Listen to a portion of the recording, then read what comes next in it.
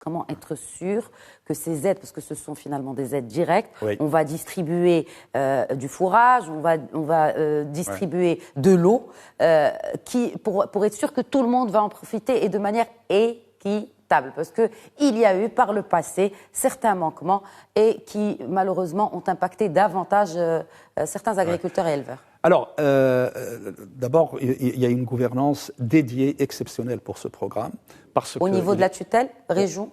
Au niveau de la tutelle et jusqu'au dernier point, si vous voulez, parce que la tutelle est présente partout. Et donc, nous avons plus la coopération avec le partenariat avec nos collègues et amis au niveau du ministère de l'Intérieur, évidemment sur place.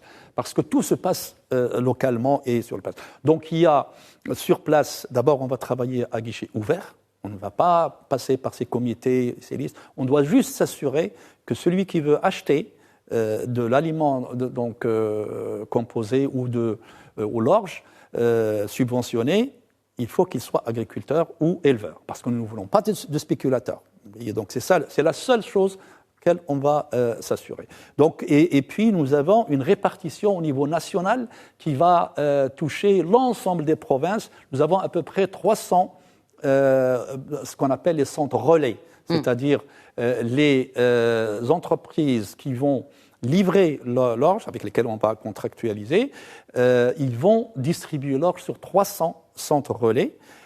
À côté de cela, nous allons mettre en place, on l'a déjà lancé, des marchés de transport qu'on va mettre à la disposition des directeurs régionaux et locaux pour les communes qui sont loin de ces centres. Par exemple, dans une province où nous avons 4 centres, s'il y a certaines provinces qui sont loin de ces 4 centres, le ministère va assurer le transport à l'agriculteur jusqu'au chef-lieu de la commune. Parce que notre objectif, c'est que l'orge subventionnée doit être vendue à 2 dirhams, c'est-à-dire l'éleveur, là où il soit, il faut qu'il paye 2 dirhams, mais pas plus de charges.